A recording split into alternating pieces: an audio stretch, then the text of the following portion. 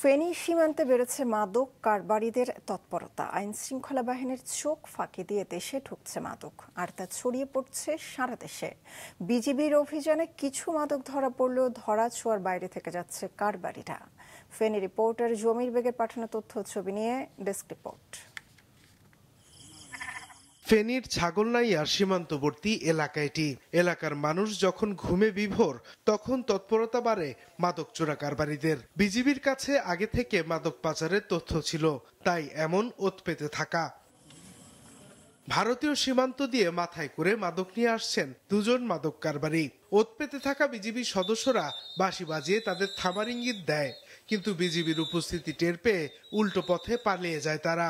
পাহাড়ি অঞ্চল এবং কাদা কর্দমাক্ত জায়গাতে চলাফেরা খুব কঠিন হয়, যার জন্য এই মাদক তারপর বিভিন্ন যে চোরাচালানি পণ্যগুলো আছে এগুলো আমাদের আটক করতে বিভিন্ন ধরনের বাধার সম্মুখীন হতে হয়। আমরা অত্যন্ত চেষ্টা করি যাতে কোনো প্রকার মাদক, কোনো চোরাচালানি যাতে ফেনীর সীমান্ত দিয়ে না হয়।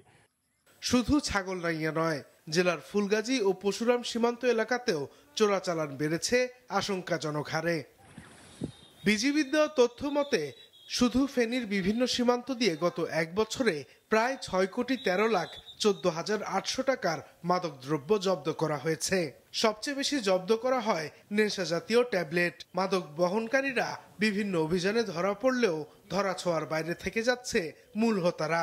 চোরাচালানি আগেও হয়েছে, এখনো হয় টুকটাক, কিন্তু তারা অনেক দক্ষতার সাথে কাজ করি চোরাচালানিকে আটক করতে, মালামাল আটক করতে সক্ষম হয়। যারা ওটার সাথে জড়িত মূল হোতারা, হয়তোবা তাদেরকেও তারা পাচ্ছে না। তো আমাদের দাবি হলো তাদেরকে যদি পায়, মাদকের সাথে যারা জড়িত তাদেরকে গ্রেফতার করার জন্য। মাদক চোরাচালান রোধে বিজিবি কঠোর অবস্থানে রয়েছে, জানান সংস্থাটির এই কর্মকর্তা। আমাদের প্রচুর জনসচেতনতা বৃদ্ধি করতে হবে। আমরা সোচ্চার আছি এবং বিজিবি জনসাধারণকে সাথে নিয়ে সীমান্ত এলাকায় কোনোভাবেই যেন মাদক প্রবেশ করতে না পারে সেটা বিষয়ে সর্বদা সোচ্চার আছে। টহল বৃদ্ধি কিংবা মাদক জব্দ নয়, মাদকের বিস্তার এখনই রোধ করা না গেলে ফেনী সীমান্তবর্তী এলাকা মাদক কারবারিদের অভয়ারণ্য হয়ে যেতে পারে বলে শঙ্কা স্থানীয়দের। মাছরাঙা, নিউজ ডেস্ক। নোয়াখালী সদর উপজেলার উত্তর ষোল্লকিয়া এলাকায় এক শারীরিক প্রতিবন্ধী কিশোরীকে ধর্ষণের ঘটনায় এক যুবককে গ্রেফতার করেছে র্যাব। সকালে এক সংবাদ বিজ্ঞপ্তিতে এ তথ্য জানান র্যাব 11 নোয়াখালী ক্যাম্পের কোম্পানি কমান্ডার মিঠুন কুমার কুণ্ডু। তিনি জানান 20 জুলাই রাত 10:30টার দিকে প্রতিবন্ধী কিশোরী ঘরে একা ছিল।